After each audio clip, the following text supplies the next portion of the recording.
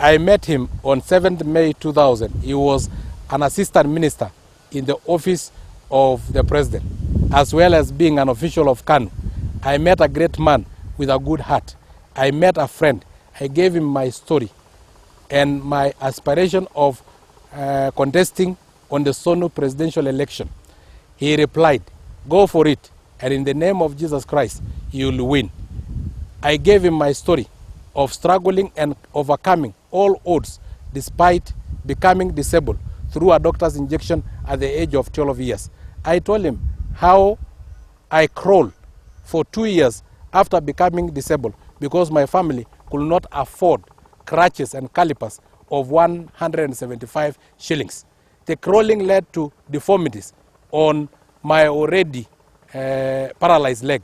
I told him how a missionary from AIC Siabei referred me to corrective surgery in AIC Iwa International, where a corrective surgery was performed on me, and it has facilitated my walking upright despite the fact that I walk with crutches and a caliper. I told him how I modified crutches using metal bars from broken beds, wherever the ones that I was given from Iwa International either got worn out or sometimes I overgrew them.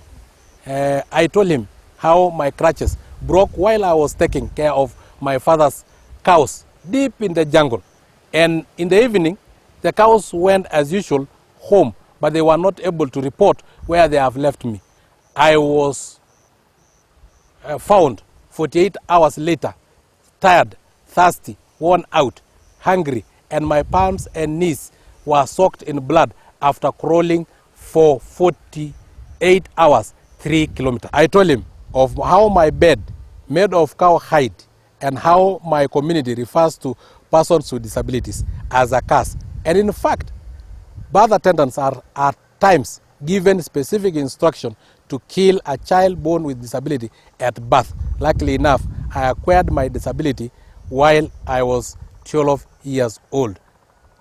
I told him how girls used to admire me while I was sitting down. But once I wake up and reveal my disability with my crutches, they will run away from me. I told him there is nothing worse as being poor and disabled. He was so touched, and in tears he told me, "My friend, you will never crawl again. Even if it means I'll have to hire an helicopter, a chopper, to bring you crutches. You will never crawl again." I got myself a new friend. I saw greatness in his eyes. He laughed, and his laughter reverberated in my ears with double happiness like a king. If leaders were born with good hearts, it is him who was born with good heart. I have been thinking of him every moment, and I thank God for giving me a brother, a great leader I can confide in. I am impressed, and my spirit is lifted when he speaks to his people. I feel his words. His words are always inspiring. He is indeed a leader. I have no doubt when malice is treated against him, he is a leader great, whose star no one can ever stop from rising. I'm glad and I'm happy I'm associated with him. I'm glad and happy to be counted among his confidants. I'm happy to be in the government headed by His Excellency Uhuru Muigai Kenyatta. I'm happy I met a great friend. I stand tall and proud as I serve my country and the person with disability I represent. I will stand by him. I will honor my friend. I will walk with him. I will climb hills. We will cross the ocean regardless of any political storm. I know my friend is not a coward. I will be his soldier. I will fight with him as he fights for justice. I will be his mason. I will collect building stones with him as other leaders of goodwill join him to build our country great.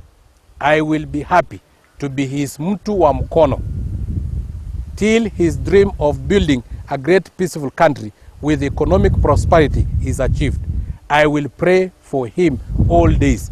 I know my great friend, I know my brother will be one day sit in the great house on the hill. Oh yes, that time is coming. Recently, I thought, who else can I invite to help me commission a building fully equipped with 4 corrective orthopedic surgery theaters, ICU, casualty department, 4 bed capacity wards and offices for the benefit of the poor children whose disability can be corrected.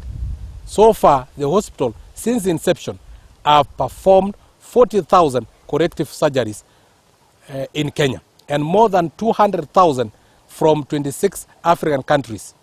Being a church-based organization, AIC Kiwa International have also won 800,000 souls to Christ, including nominee 001. The whole country call him His Excellency, the Deputy President of the Republic of Kenya, William Samoei Arap Ruto, EBS, EGH, and blah, blah, blah, blah. But for me, I call him my brother, my mentor, my guardian angel, my friend. I call him William. At times, I even forget, and I call him Wile Jama. And I forget that he is the Deputy President of this republic. He is a true friend, a great leader. I am no prophet, but behold, his time is coming. He will speak again in greatness. His countrymen and his country women will refer him with great name, a kingly name. That time is surely coming.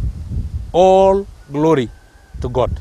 My friend William, you have a great friend in nominee 001, mtoto wa Kenya, zawadi ya Mungu.